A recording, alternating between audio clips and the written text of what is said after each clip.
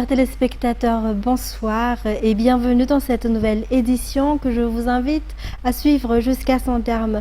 Parlons tout de suite de politique pour commencer, où l'IRMAR est contraint d'accepter malgré lui la décision prise par la Haute Cour constitutionnelle de démettre de leurs fonctions les députés élus par le peuple, même si cette décision apparaît injuste et partiale, selon la déclaration faite aujourd'hui par le 7e vice-président de l'Assemblée nationale.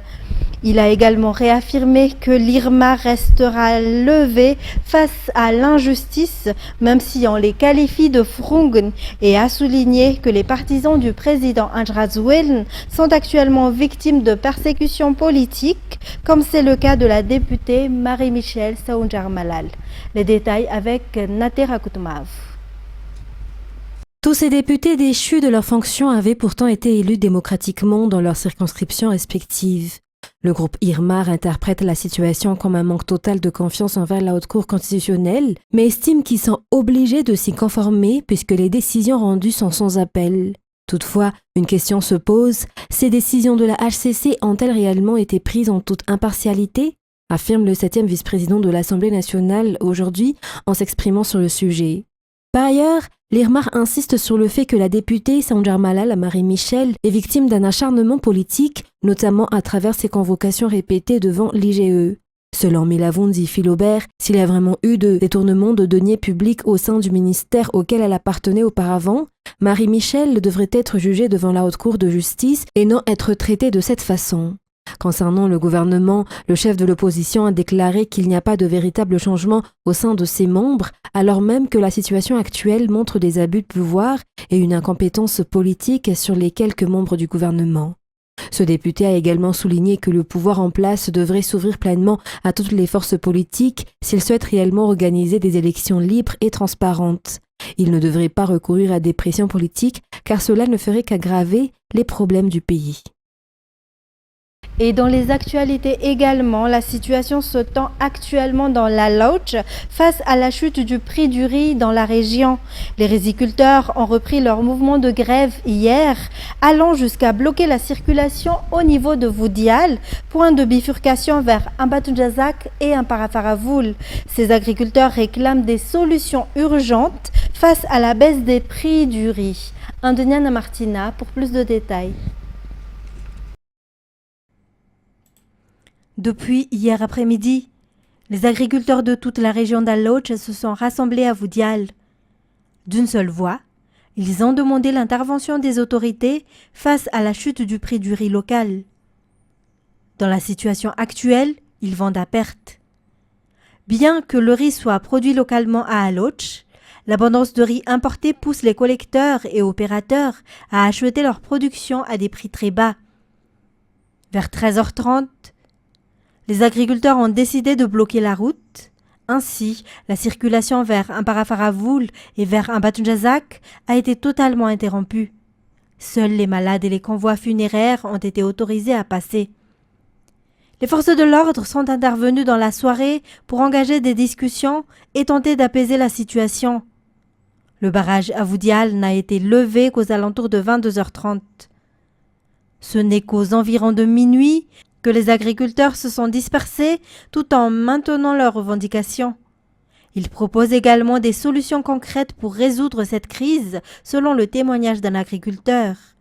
Il est notamment avancé que l'excès du riz importé constitue l'une des causes principales des difficultés actuelles, en bloquant l'écoulement du riz produit localement. À noter que la prochaine récolte de riz est attendue dans quelques semaines. Il est donc urgent de résoudre ce problème de prix à la production afin d'éviter une situation de surproduction dans la Lauch, ce qui risquerait d'aggraver davantage la crise. Et un véhicule suspect a été intercepté et fouillé par la police lors d'un contrôle effectué à Votav, commune de Zazafout, district d'Iyous, le mercredi 25 mars 2026 vers 4 heures du matin. Les 3 hommes à bord ne disposaient d'aucun document concernant le véhicule. Lors de la fouille, 26 sacs ont été découverts à l'intérieur du véhicule contenant du cannabis. Selon les informations, cette marchandise illicite devait être acheminée vers Antananarive en provenance de Sakhalal Les 3 individus identifiés comme propriétaires de la marchandise, le chauffeur et son assistant, ont été arrêtés. Le cannabis ainsi que le véhicule ont été immédiatement saisis, tandis que les suspects ont été placés en garde à vue pour les besoins de l'enquête avant leur présentation au parquet. Et du côté de la RN7, les travaux de réhabilitation progressent. Certaines portions sont déjà asphaltées, tandis que d'autres font l'objet de travaux de nivellement afin de fluidifier la circulation, surtout à l'approche des fêtes de Pâques. Jameson Ranjanarman de Viva Antirabé. Les travaux de réhabilitation de la route nationale 7 reliant Antananarivo à Antirabé avancent. Sur le premier tronçon, la pose de l'enrobé est en phase de finalisation depuis Mbatulimp jusqu'à Yavlou. Les travaux sont réalisés par une entreprise chinoise financée par la Banque mondiale. Cette réhabilitation se poursuit dans la région du Vaknakarach pour le second tronçon. Des efforts sont déployés afin de permettre à tous d'emprunter la RN7 à l'approche des fêtes des Pâques. Pour ceux venant de la capitale et souhaitant passer les vacances de Pâques à Antirabé, il est à noter que le trajet dure environ 5h30 selon le type de véhicule. Et une opération de contrôle inopiné des usagers de la RN7 a été menée mercredi par les responsables du transport terrestre à Vaknakarach, en collaboration avec les forces de l'ordre et le service des contrôles techniques. Cette initiative vise à sensibiliser, éduquer et rappeler à tous les règles de la circulation, surtout à l'approche des fêtes de Pâques. Toujours un reportage de Jameson Ranjanarmanan.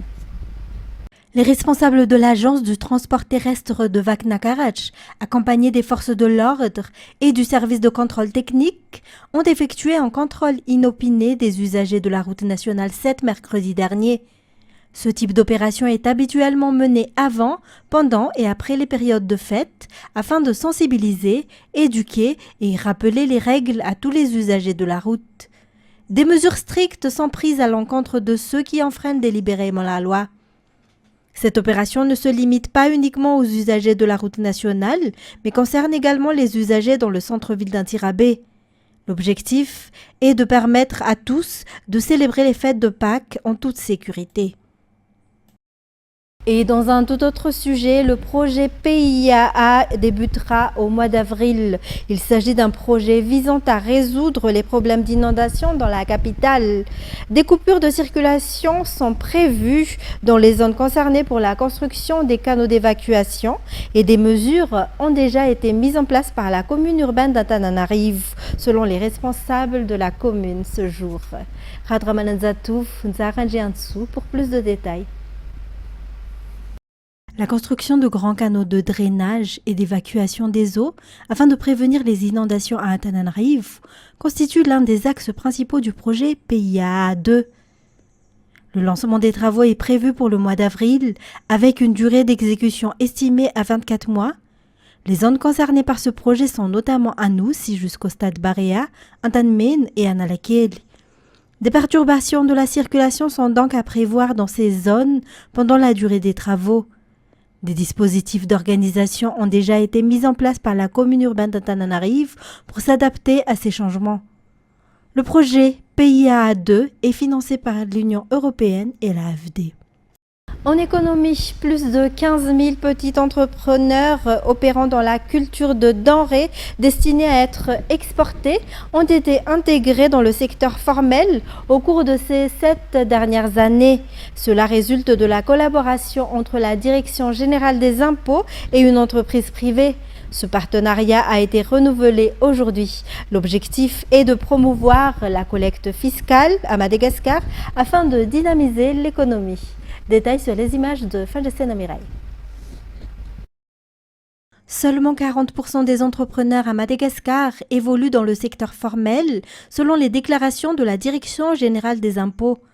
Pourtant, il est bien connu que les recettes fiscales et douanières jouent un rôle majeur dans le fonctionnement de l'économie. Ainsi, l'État et le secteur privé unissent leurs efforts pour intégrer les agriculteurs dans les secteurs formels. Cette collaboration entre la DGI et cette entreprise remonte à 2018. Au cours de ces 7 années de collaboration, 10 milliards d'ariars ont été versés dans les caisses de l'État grâce à ces petits entrepreneurs. Le partenariat se poursuit donc. Les agriculteurs concernés par cette formalisation sont notamment ceux opérant dans la filière vanille, girofle, maïs, etc. durant ces 7 dernières années. Côté santé, le taux de positivité des cas de Mpox s'élève à 55,62% au 24 mars 2026, selon le rapport du ministère de la Santé publique. Au total, 697 cas confirmés de Mpox ont été recensés. L'épidémie est désormais présente dans 45 districts. Felana Rakutarsoul. 6 nouveaux cas ont été confirmés au 24 mars 2026, 13 cas suspects ont été enregistrés et 15 personnes ont été déclarées guéries. Aucun décès n'a été signalé. Au total, 26 tests ont été réalisés, dont 4 dans la région Analamang, 1 dans la Tsnanan, 1 dans la Sofia, 7 dans la Diana, 10 dans le Bouenne et 2 autres également dans la région de Bouenne. Depuis le 18 décembre 2025 jusqu'au 24 mars 2026, 1477 cas de Mpox ont été recensés. On compte actuellement 697 cas confirmés, 307 cas suspects et 554 personnes guéries. Un décès lié au Mpox a été enregistré. Au total, 697 tests ont été effectués. Madang reste la zone la plus touchée avec un taux de 44%, suivi d'Antananarivo avec 16%, puis Antananarivo Atsimjan avec 5%. Et pour terminer les actualités locales, la date limite de dépôt des candidatures pour le concours médiatique organisé par l'UNICEF est prolongée jusqu'au 10 avril. Il s'agit d'un concours de reportages et d'articles à l'intention des journalistes de la presse écrite et audiovisuelle à travers tout le pays, axé sur la thématique de la vaccination. Felana Rakutarsoul. Le délai d'inscription et de réception des travaux des journalistes professionnels à travers l'île, dans le cadre du concours organisé par l'UNICEF, a été prolongé afin de donner plus de chance à tous les participants. Initialement fixé au 26 mars, le dernier délai de soumission pour les reportages et articles portant sur la vaccination est désormais reporté au 10 avril prochain. De nombreux prix sont à gagner pour les 3 premiers lauréats, notamment des bourses pour la réalisation de leurs reportages, des équipements professionnels pour les journalistes, ainsi que plusieurs autres récompenses. Tous les détails concernant ce concours sont disponibles à travers les médias, ainsi que sur la page Facebook officielle de l'UNICEF et de l'OJM, selon les informations communiquées lors d'une conférence de presse tenue ce jour au siège de l'OJM à Mbouida. Il est à rappeler que seuls les reportages et articles publiés entre janvier 2024 et le 26 mars 2026 sont éligibles à ce concours selon les précisions apportées. Dans les actualités internationales, 2 condamnations en 2 jours pour Meta aux États-Unis, l'une pour mise en danger de mineurs, l'autre sur l'addiction. Des montants encore limités, mais des décisions inédites qui pourraient ouvrir la voie à une vague de procès et bouleverser le modèle économique des plateformes. France 24. Alors oui, possiblement en tout cas, parce que d'abord ce sont des premières, première condamnation au Nouveau-Mexique pour mise en danger de mineurs, première décision à Los Angeles sur la question de l'addiction. Dans un cas, Meta est condamné à 375 millions de dollars. Alors faut relativiser, 375 millions de dollars, ça paraît beaucoup, mais c'est à peine ce que l'entreprise gagne en une seule journée. Donc ça ne remet pas en cause les finances du groupe, qui a d'ailleurs fait appel. Donc on n'est pas encore face à une décision définitive. Et c'est la même chose pour l'autre affaire, celle de Californie, qui concerne également là, pour le coup, Alphabet, où le jury a finalement condamné Meta et Google, Alphabet, à au total 6 millions de dollars. Donc pas grand-chose, encore une fois, si on compare aux 200 milliards de dollars de chiffre d'affaires de Meta ou aux 400 milliards de dollars de chiffre d'affaires de Google. Pendant 4 siècles, des millions de personnes ont été arrachées à l'Afrique et déportées vers les Amériques pour alimenter le commerce triangulaire. Ce mercredi, l'Assemblée générale de l'ONU a proclamé la traite des Africains réduits en esclavage et l'esclavage racialisé des Africains comme les plus graves crimes contre l'humanité. 123 pays ont voté pour la résolution. États-Unis, Argentine et Israël ont voté contre. France 24. Alors, on a assisté à un moment très fort cet après-midi à l'Assemblée générale. On a entendu notamment des applaudissements au moment de l'adoption de cette résolution. Autre séquence marquante, la place donnée à la parole poétique dans cette assemblée. On a entendu la poétesse barbadienne Esther Phillips lire un texte poignant sur une petite fille marchant sur une ancienne plantation, texte ponctué de nombreux silences incarnant la douleur indicible des générations d'esclaves et la transmission de la mémoire. Mais derrière l'émotion, il y a bien sûr la question centrale, celle des réparations portée par le Ghana et son président Mahama. Il défend une revendication juridique, pas seulement symbolique. Ce texte, soutenu par l'Union africaine dans son ensemble, vient ainsi approfondir la voie initiée par l'organisation, la communauté caribéenne, emmenée par la Barbade notamment, qui s'est dotée d'un plan de réparation en 10 points il y a une dizaine d'années. Le résultat du vote illustre d'ailleurs les fractures entre puissance occidentale et sud globale. Les 123 voix pour viennent en majorité du sud global, alors que les pays européens se sont abstenus, et les 3 voix contre sont les États-Unis, Israël et l'Argentine. Les États-Unis se sont montrés d'ailleurs particulièrement acerbes contre le texte. La position américaine était très ferme. Ils ont déclaré que le texte était hautement problématique et ils rejettent toute base légale concernant les réparations. Ils disent aussi s'opposer à ce qu'ils présentent comme une tentative de hiérarchiser les crimes contre l'humanité. Interpellé à sa descente de l'avion à Paris et placé en garde, le chanteur Gims est entendu dans une affaire de blanchiment en bande organisée. Les enquêtes s'intéresseraient notamment à un vaste projet immobilier de luxe promu par Gims à Marrakech, l'une des villes où il réside. France 24. Le rappeur Gims interpellé à sa descente d'avion. L'artiste congolais de 39 ans a été placé en garde à vue après son arrivée aujourd'hui à l'aéroport de Roissy. Le parquet national anticriminalité organisée de Paris indique. Cette garde à vue porte sur des faits notamment de blanchiment en bande organisée. Le nom du plus gros vendeur de disques de l'année 2025 revient dans une enquête menée par les autorités sur un réseau international de blanchiment complexe et structuré.